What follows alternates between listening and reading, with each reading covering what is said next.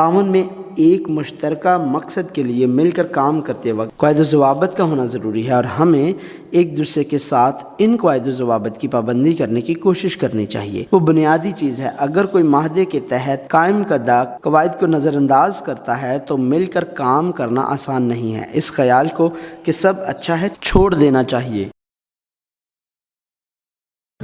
ابدی اور غیر متغیر کلام خدا، خدا کے ساتھ چلنا۔ بائبل جو وقت سے ماورا ہے، خدا کے ساتھ چلنا، حصہ 47۔ شریک کارکن۔ فوری طور پر یہ سمجھنا کہ ہم اکیلے سب کچھ نہیں کر سکتے، اور اس سمجھ کو زندگی اور خدمت پر لاگو کرنا ایک اہم ترین چیز ہے جسے مسیحیوں کے ساتھ ساتھ خادموں کو بھی سمجھنے کی ضرورت ہے۔ یہ ٹھیک ہے، ہم کبھی بھی اکیلے سب کچھ نہیں کر سکتے، اور ہمیں سب کچھ اکیلے کرنے کی ضرورت نہیں ہے۔ خدا کا ساتھی کارکن۔ خدا ہمارا بہترین ساتھی کارکن ہے، اور ہم بھی خدا کے ساتھی کارکن ہیں۔ ایسا اس لیے نہیں کہ ہم خدا کے ساتھی کارکن بننے کے اہل ہیں، بلکہ اس لیے کہ خدا نے ہمیں اپنے ساتھی کارکن بننے کے لیے بلایا، کیونکہ ہم خدا کے ساتھ کام کرنے والے ہیں۔ تم خدا کی کھیتی اور خدا کی عمارت ہو۔ ہم میری خدمت نہیں بلکہ خدا کی خدمت کر رہے ہیں، اور میری رویا کا خواب دیکھنے کے بجائے ہم خدا کی رویا کو اپنا رہے ہیں۔ اگر کچھ غلط ہو جائے تو یہ ممکن ہے کوئی خدا کے نام سے شروع ہو لیکن اپنے نام پر ختم ہو جائے، اور حقیقت میں ہم یہ بھی نہیں جانتے کہ یہ کتنی بار ہوتا ہے۔ لہٰذا ہمیں یہ کبھی نہیں بھولنا چاہیے کہ ہم مالک نہیں ہیں بلکہ خدا کے مختار ہیں، جنہیں خدا نے شریک کاروں کے طور پر تسلیم کیا ہے، کیونکہ نگہبان کو خدا کا مختار ہونے کی وجہ سے بے الزام ہونا چاہیے، نہ خودداری ہو، نہ غصہ ور، نہ نشہ میں غل مچانے والا، نہ مار پیٹ کرنے والا، اور نہ ناجائز نفع کا لالچی۔ خدا بائبل کے ذریعے جو کہتا ہے وہ ایسی خدمت کرنا ہے جو خدا کی نظر میں اچھی ہے، بجائے اس کے کہ جو ہماری نظر میں اچھی ہے۔ یہ میرے معیار یا نقطہ نظر پر مبنی نہیں ہونی چاہیے، یہاں تک کہ اگر یہ ہمیں خوش نہیں کرتی ہے اور ہمارے معیارات سے مختلف ہے، اور یہاں تک کہ اگر یہ میرے اخلاقی حلقے کے خلاف ہے۔ ہمیں مسلسل اپنے آپ کو اور اپنی خدمت کو خدا کی آنکھوں سے اس کے کلام کے ذریعے دیکھنے کے قابل ہونا چاہیے۔ دوسرے لفظوں میں ہمیں اپنی نہیں خدا کی خوشی بننے کی کوشش کرنی چاہیے۔ ایسا کرنے کے لیے ہمیں ہمیشہ خدا کے کلام کے قریب رہنا چاہیے، جس کے ذریعے خدا نے خود کو ظاہر کیا ہے۔ ہمیں زندگی کے کلام کو ہر دن کے ہر لمحے پر تھامے رکھنے کے قابل ہونا چاہیے، بجائے اس کے کہ اسے عقلی عادتاً یا تجرباتی طور پر جان لیا جائے، ورنہ کسی وقت جیسا ہم مناسب دیکھتے ہیں ہم خود کو اپنی خدمت کرتے ہوئے پائیں گے۔ اور خدا نے سب پر جو اس نے بنایا تھا نظر کی اور دیکھا کہ بہت اچھا ہے، اور شام ہوئی اور صبح ہوئی، سو چھٹا دن ہوا۔ خدا کے ساتھ تعاون کا تصور لوگوں کے ساتھ تعاون کے تصور سے بالکل مختلف سطح پر ہے۔ تخلیق سے پہلے ہی ہماری منصوبہ بندی کی گئی تھی اور ہمیں چنا گیا تھا۔ ہمیں خدا کے کام، اس کے مقدس اجتماع میں حصہ لینے کے لیے بلایا گیا تھا، اور دنیا کے آخر تک ہم اس کے کام اور اس کے مقدس درجات میں شامل ہوں گے۔ یہ خدا کو ہماری خدمت میں لانے کے بارے میں نہیں ہے۔ ہماری خدمت خدا کو کم یا زیادہ جلال نہیں دیتی۔ ہمیں یہ جان لینا چاہیے کہ اگر ہم زندگی بھر اپنی خدمت کے ساتھ عبادت اور خدمت کرتے رہیں تب بھی ہم اس کے جلال میں تھوڑا سا اضافہ نہیں کر سکتے، اور اسی طرح اگر ہم اپنی زندگی گنہگاروں کے طور پر گزاریں تب بھی ہم خدا کے جلال کو ذرا بھی داغدار نہیں کر سکتے۔ اگر تو گناہ کرتا ہے تو اس کا کیا بگاڑتا ہے؟ اور اگر تیری تقصیریں بڑھ جائیں تو کیا کرتا ہے؟ اگر تو صادق ہے تو اس کو کیا دے دیتی، یا اسے تیرے ہاتھ سے کیا مل جاتا ہے؟ خدا اپنی بادشاہی کے لیے اپنے کامل منصوبے کے ساتھ آگے بڑھ رہا ہے۔ حقیقت میں اس نے پہلے ہی اسے پورا کر لیا ہے۔ ہم صرف خدا کے فضل سے لطف اندوز ہو رہے ہیں جو ہمیں اس کی بادشاہی کو قبول کرنے اور اس کے کام میں شامل ہونے کی اجازت دیتا ہے۔ کلیدی ساتھی کارکنان، خاندان۔ گھر اور کلیسیا زندگی کے سب سے بنیادی اکائیاں ہیں جن میں ہم موجود ہیں۔ خاندان کلیسیا کے ساتھ خدمت اور شراکت میں ایک اہم عنصر ہے۔ عام طور پر شوہر مرکزی خادم ہوتا ہے اور بیوی بچوں کی دیکھ بھال کرتی ہے اور اس کی مدد کرتی ہے۔ بلا شبہ خدمت کے لحاظ سے بیوی مرکزی خادم بن سکتی ہے اور شوہر مدد کر سکتا ہے، اور ایسے معاملات میں جہاں شوہر اور بیوی مل کر کام کرتے ہیں، لیکن حقیقت یہ ہے کہ میاں بیوی دونوں ہی خدمت میں شامل ہوتے ہیں، چاہے چاہے یہ بظاہر کیسا ہی کیوں نہ ہو۔ اس سے کوئی فرق نہیں پڑتا کہ کون مرکزی خادم ہے اور کون مدد کر رہا ہے۔ اتحاد کے تناظر میں ہمیں ہمیشہ اپنے آپ کو ساتھی کارکنان سمجھنا چاہیے، اس لیے کہ مرد عورت سے نہیں بلکہ عورت مرد سے ہے، اور مرد عورت کے لیے نہیں بلکہ عورت مرد کے لیے پیدا ہوئی۔ پس فرشتوں کے سبب سے عورت کو چاہیے کہ اپنے سر پر محکوم ہونے کی علامت رکھے، تو بھی خداوند میں نہ عورت مرد کے بغیر ہے نہ مرد عورت کے بغیر، کیونکہ جیسے عورت مرد سے ہے ویسے ہی مرد بھی عورت کے وسیلے سے ہے، مگر سب چیزیں خدا کی طرف سے ہیں۔ بہرحال تم میں سے بھی ہر ایک اپنی بیوی سے اپنی مانند محبت رکھے، اور بیوی اس بات کا خیال رکھے کہ اپنے شوہر سے ڈرتی رہے، چاہے ہم ایک خاص جگہ پر مل کر کام کر رہے ہوں یا گھر کے کاموں پر توجہ مرکوز کر رہے ہوں۔ کچھ معیارات ہیں جو ہم سب کے پاس ہونے چاہیے۔ سب سے پہلے ہمیں اپنی نعمتوں کے مطابق خدمت کرنی چاہیے۔ عام طور پر جب کسی خادم کا خاندان اپنی خدمت شروع کرتا ہے تو وہ واقعی میں جو بھی کر سکتے ہیں کرتے ہیں، جب تک کہ خاص قابلیت یا تکنیکی پہلو نہ ہوں جو صرف شوہر یا بیوی ہی کر سکتے ہیں۔ وہ اپنے بدن یا وقت کو وقف کرنے سے دریغ نہیں کرتے، لیکن یقینی طور پر اس طرح کے وقف ہونے کی اپنی حدود ہیں۔ اگرچہ ابتدائی طور پر زمینی صورتحال کی فوری ضرورت کی وجہ سے ہم یہ شکل اختیار کر سکتے ہیں، لیکن جو چیز ہمیں واضح طور پر سمجھنی چاہیے وہ یہ ہے کہ ہم میں سے ہر ایک کو ان نعمتوں کا علم ہونا چاہیے جو ہم مستقل طور پر انجام دے سکتے ہیں۔ ایک تحفہ واقعتاً تحفہ بننے کے لیے ہمارے کام کے ذریعے خوشی اور پھل ہونا چاہیے۔ اگر وقت کے ساتھ ساتھ یہ دونوں چیزیں ماند پڑ جائیں تو ہمیں سنجیدگی سے غور کرنے کی ضرورت ہے کہ ہم کہاں اور کس سمت میں جا رہے ہیں۔ دوم، خاندان کے افراد کے ساتھ بھی عہدوں کو واضح طور پر بیان کرنے کی ضرورت ہے۔ خدمت میں ایک ساتھ کام کرتے وقت شوہر اور بیوی کی سب سے بڑی غلطیوں میں سے ایک کام کی واضح تقسیم نہ ہونا ہے۔ دوسرے الفاظ میں عہدوں کے درمیان فرق واضح ہونا چاہیے، لیکن وہ ایک ساتھ کیے جاتے ہیں۔ اگرچہ ایک ساتھ دوڑنا اور خوشی منانا اچھا ہے، بعض اوقات ہم ایک دوسرے کے ساتھ مداخلت کرتے ہیں اور مختلف نقطہ نظر سے تنقید بھی کرتے ہیں۔ اگر ایک شخص دوسرے سے اونچے عہدے پر ہے تو دوسرے کو کام میں اس کی پیروی کرنی چاہیے، چاہے وہ بیوی ہو یا شوہر ہی کیوں نہ ہو۔ اگر یہ حد واضح نہیں ہے تو مسلسل تنازعات اور جذباتی جھگڑے ہوں گے، تاہم اس حد کو برقرار رکھنا آسان نہیں ہے۔ خادموں کو یہ شعور ہونا چاہیے کہ ان کے بچے بھی خدمت کے شریک ہیں، بے شک زندگی کی قسم اور خدمت کی قسم کے لحاظ سے۔ کچھ لوگ ایسے ہوتے ہیں جو خدمت پر مبنی رہتے ہیں اور دوسرے جو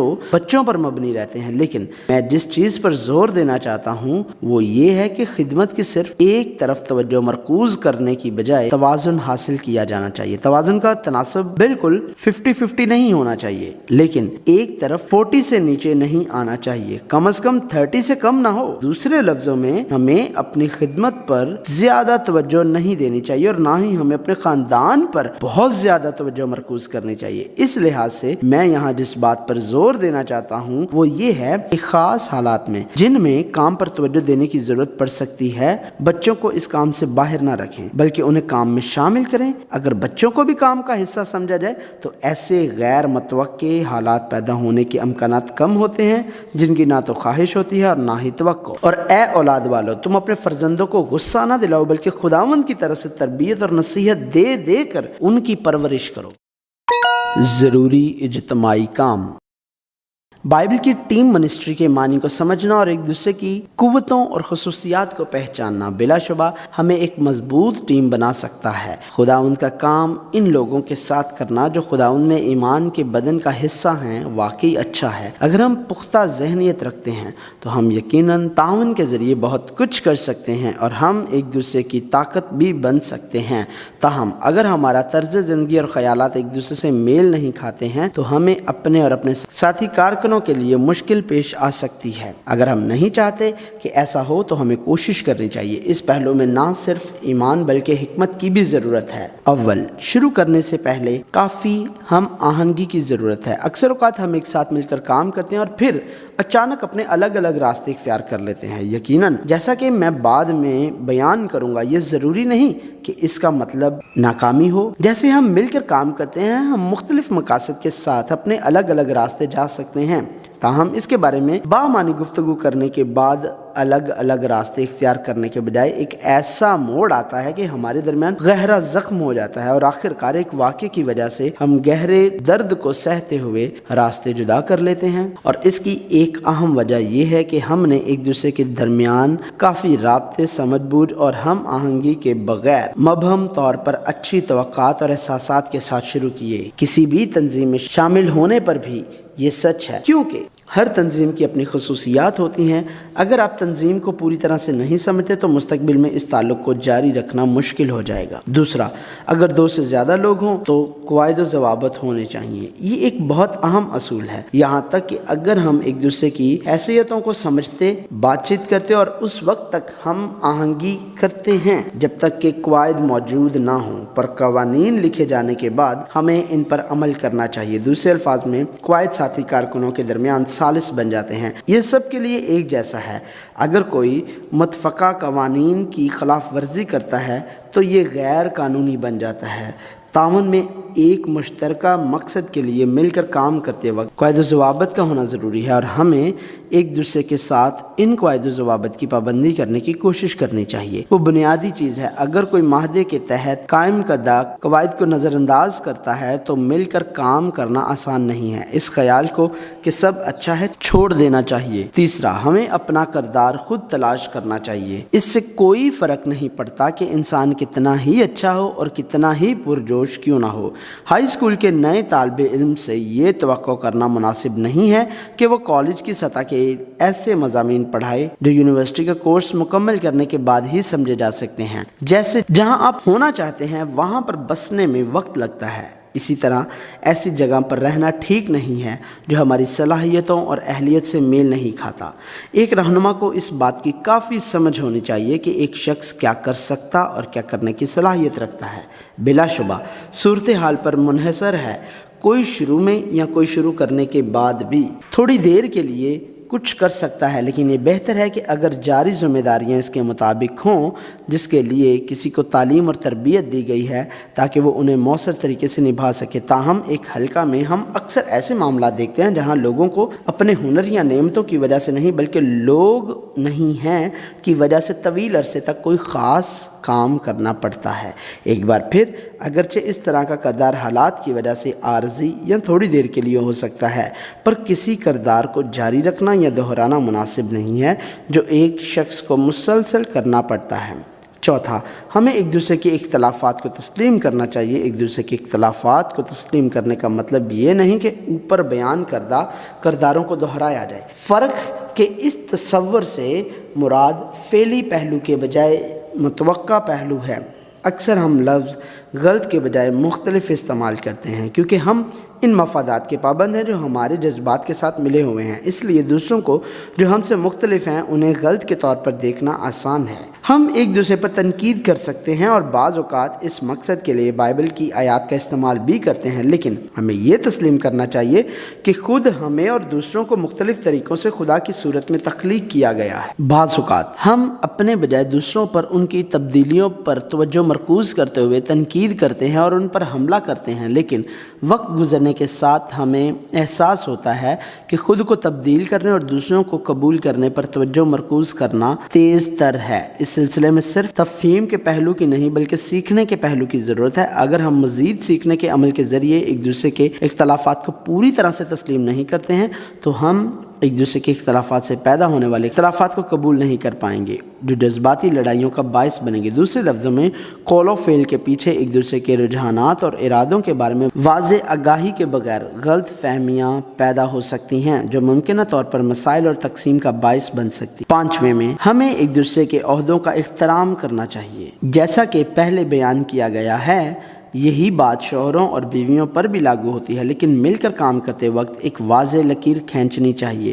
اگر عہدوں کو عمر، مدت خدمت یا تعلیم و تربیت کی سطح کے لحاظ سے تقسیم کیا گیا ہے، چاہے وہ میری مرضی اور طریقہ کار سے مختلف ہو، اگر یہ اشتراک کا راستہ ہے جس پر ہمیں چلنا چاہیے تو ہمیں اس پر عمل کرنا چاہیے۔ इसके लिए असूल हैं, और जब ऐसे रिश्ते अच्छे तरीके से निभाए जाते हैं तो वो बग़ैर किसी मुश्किल के तवील अरसे तक चल सकते हैं। अगर हालात निचले ओहदों पर फाइज अफराद को ऐसे काम करने पर मजबूर करते हैं जो वो अपने ख्यालात के मुताबिक नहीं चाहते या मुनासिब नहीं पाते, तो उन्हें ऐसा करने में शुक्रगुजारी और खुशी का मुजाहरा करना चाहिए। सही रवैया ये है कि खिदमत में शुक्रगुजारी और खुशी के साथ जाना और हमारे ख्याल में जो एक बेहतर तरीका है इस बात का रिकॉर्ड रखना, ताकि जब हम इस ओहदे पर जाएं तो हम उसे लागू करने की कोशिश कर सकें। ये हिस्सा टीम मिनिस्ट्री में बहुत अहम है। छठा, हमें तवक्कुआत की बजाय मोहब्बत से बर्ताव करना चाहिए। खादमों के लिए सबसे आम खतरा तवक्कुआत है, जहां वो जितना बोते हैं उतना ही काटना चाहते हैं, और वो भी बहुत जल्दी। बुजुर्ग खादम इन आजमाइशों और गलतियों को भूल जाते हैं जिनका उन्होंने तजुर्बा किया है, और नए साथी खादमों से तवक्को करते हैं कि वो जल्द अपनी सतह पर पहुंच जाएं। ये बहुत बड़ी गलती है। दर हकीकत हमें किसी चीज़ की तवक्को नहीं करनी चाहिए, जबकि हम उनकी बढ़ोतरी के लिए मुस्बत तवक्कुआत रख सकते हैं। तो वक्त और तरीके इस खुदा के सपुर्द किए जाएं जो बढ़ोतरी का सबब बनता है। मैंने दरख्त लगाया और अपलूस ने पानी दिया, मगर बढ़ाया खुदा ने। बस ना लगाने वाला कुछ चीज़ है, ना पानी देने वाला, मगर खुदा जो बढ़ाने वाला। हमें बस खिदमत के लिए दिए गए फजल को थामना और अपनी पूरी कोशिश करना है। हमें हमेशा अपनी तवक्कुआत सिर्फ खुदा पर रखनी चाहिए और एक दूसरे से मोहब्बत के साथ पेश आना चाहिए। इसका हमेशा ये मतलब नहीं है कि हमें एक दूसरे को पसंद करना है। किसी को पसंद करना एक फितरी जज्बाती एहसास है, इसलिए आप एक दूसरे को पसंद करें या ना करें, लेकिन हमें पुख्तगी के साथ तवक्कुआत के बगैर एक दूसरे को बर्दाश्त करना और मोहब्बत करनी चाहिए। सातवीं, हमें कमजोरियों पर गौर करने की बजाय अपनी कुव्वतों से फायदा उठाने या तवज्जो देनी चाहिए। एक ही असूल किसी के भी साथ कहीं भी लागू होता है और उनके साथ हम करते हैं, लेकिन ये हिस्सा वाकई हिकमत का तकाजा है। इन लोगों के लिए जो अपनी सारी ज़िंदगी मुख्तलिफ ज़बानों और सकाफ़तों के साथ पले बढ़े हैं, मुख्तलिफ पस मंज़र और तसव्वुरात में मिलकर कुछ करना आसान नहीं होता। इस पर गालिबाना यकीनी तौर पर आसान नहीं होता, ख़ास तौर पर एक ऐसे खादम के नुक्ता नज़र से जो शायद ज़्यादा तरक्की याफ्ता पस मंज़र में पला बढ़ा हो। उसे मुकामी लोगों से निमटना पड़े जो पसमानदगी के पस मंज़र में पले बढ़े। इसके लिए बहुत सब्र और पुख्तगी की ज़रूरत है। सबसे पहले हम यकीनी तौर पर फ़वाइद से ज़्यादा नुकसान देखेंगे। ये एक नागज़ीर अमल है, इसलिए खादमों को शौरी तौर पर कुव्वतों को देखने के लिए मज़ीद कोशिशें करनी चाहिए और कमज़ोरियों में इंतज़ार करें, और हमें अपनी कुव्वतों को बढ़ाने और अपनी कमज़ोरियों को बेहतर करने के लिए एक कदम आगे बढ़ने की ज़रूरत है। आठवां, यहाँ तक कि अगर हम अपने अलग अलग रास्ते पर चलते हैं, हमें इसे कबूल करना होगा। यहाँ तक कि अगर हमने इब्तदाई तौर पर शुरू ही से मुकम्मल हम आहंगी के साथ मिलकर काम करना शुरू किया और बहुत समझ बूझ और कोशिश के साथ, हमें अब भी जब बिल आकर हम रास्ते जुदा करके अपनी अलग राहों पर चलते हैं, इसे मुस्बत तौर पर कबूल करने के लिए सोच को वसी रखना चाहिए। ये हर शख्स के साथ मुख्तलिफ होता है, लेकिन हमारे अलग अलग रास्तों पर जाने के बाद कुछ लोगों को अपने इर्द गिर्द के लोगों की जांच पड़ताल या खुद शिकस्तगी के एहसास की वजह से जो ही वो नाकाम हो गए हों, ये बहुत मुश्किल लगता है। लेकिन ये ठीक है, हो सकता है कि उस शख्स के साथ इश्तराक इतना तवील ना हो, लेकिन हमें अपने आप को शुक्रगुजार बनने के लिए तरबियत देनी चाहिए कि जब तक खुदा की मंशा हो हम साथ रहने के काबिल थे। बहुत से मामलात ऐसे हैं जिनमें हम एक साथ रहना चाहते हुए भी साथ नहीं हो सकते। अहम बात यह है कि किसी भी हालत में ईमान को मत खोएं, यहाँ तक कि अगर ये वाक़यात एक दूसरे की कोताहियों की वजह से हुए हैं, लिहाजा ज़रूरी है कि उन्हें सबक के तौर पर लिया जाए और उन्हीं गलतियों को दोहराने से बचने की कोशिश की जाए। मैं एक बार फिर जिस बात पर जोर देना चाहता हूँ वो ये है कि ना सिर्फ एक साथ काम करने के दौरान, बल्कि हम अपने अलग अलग रास्ते जाने के बाद भी और अज़बाद की हर हालत में हमें हर चीज़ को ईमान के साथ कबूल करना चाहिए। ये सब कुछ खुदा के साथ होते मुमकिन है, जो हर हाल में भलाई पैदा करने के लिए काम करता है। कभी कभार हम इत्तेहादों के ऐसे मामलात देखते जो एक दूसरे के खौफ और गलत फहमी की वजह से अपने अलग अलग रास्ते पर चलते हैं। हालांकि हर फरीक को मुश्किल वक्त का सामना है और मजीद तावन मुमकिन नहीं है, ताहम ये सब ज़रूरी नहीं है। खुदा भलाई करने के लिए इनफरादी रास्तों को इकट्ठा करेगा। हम ہم ناکام ہو سکتے ہیں لیکن خدا کبھی ناکام نہیں ہوتا، اور ہم کو معلوم ہے کہ سب چیزیں مل کر خدا سے محبت رکھنے والوں کے لیے بھلائی پیدا کرتی ہیں، یعنی ان کے لیے جو خدا کے ارادہ کے موافق بلائے گئے۔ خدا کے لوگوں کو سربراہ یسوع مسیح کے ساتھ خدا کی بادشاہی اور راست بازی کے لیے متحد دیکھنا واقعی خوبصورت ہے، اور اسی نے بعض کو رسول اور بعض کو نبی اور بعض کو مبشر اور بعض کو چرواہا اور استاد بنا کر دے دیا تاکہ مقدس لوگ کامل بنے اور خدمت گزاری کا کام کیا جائے اور مسیح کا بدن ترقی پائے، جب تک ہم سب کے سب خدا کے بیٹے کے ایمان اور اس کی پہچان میں ایک نہ ہو جائیں اور کامل انسان نہ بنیں، یعنی مسیح کے پورے قد کے اندازہ تک نہ پہنچ جائیں، تاہم ہم آگے کو بچے نہ رہیں اور آدمیوں کی بازیگری اور مکاری کے سبب سے ان کے گمراہ کرنے والے منصوبوں کی طرف ہر ایک تعلیم کے جھونکے سے موجوں کی طرح اچھلتے بہتے نہ پھریں، بلکہ محبت کے ساتھ سچائی پر قائم رہ کر اور اس کے ساتھ جو سر ہے یعنی مسیح کے ساتھ پیوستہ ہو کر ہر طرح سے بڑھتے جائیں، جس سے سارا بدن ہر ایک جوڑ کی مدد سے پیوستہ ہو کر اور گٹ کر اس تاثیر کے موافق جو بقدر ہر حصہ ہوتی ہے اپنے آپ کو بڑھاتا ہے تاکہ محبت میں اپنی ترقی کرتا جائے۔ کچھ ہے جو آپ کو یاد رکھنا چاہیے، یعنی خدا کے ساتھ اپنے تعلق کے علاوہ ہر کسی کو پڑوسی کے تصور سے سمجھنا چاہیے۔ اس کا مطلب یہ ہے کہ یہ وہ لوگ ہیں جن سے ہمیں پیار کرنا چاہیے، نہ کہ وہ لوگ جن پر ہمیں بھروسہ کرنا چاہیے۔ خدا سے محبت کرنے سے ہم خدا کی رویا کو قبول کرتے ہیں اور خدا کے ساتھی کارکنوں کے طور پر خدا کی خدمت میں حصہ لیتے ہیں، اور خدا کے ساتھ تعلق کو چھوڑ کر ہمیں لوگوں کے چاہے وہ زندگی بھر کے ساتھی ہوں جیسے شوہر اور بیوی، والدین اور بچے، یا قابل اعتماد ساتھی کارکن، نہ زیادہ قریب ہونا چاہیے اور نہ ہی بہت دور، کیونکہ جب لوگ بہت قریب ہوتے ہیں تو ان کی خامیاں ظاہر ہو جاتی ہیں، اور جب بہت دور ہوتے ہیں تو دل دور ہو جاتے ہیں۔ اس فاصلے کو برقرار رکھنا بہت ضروری ہے۔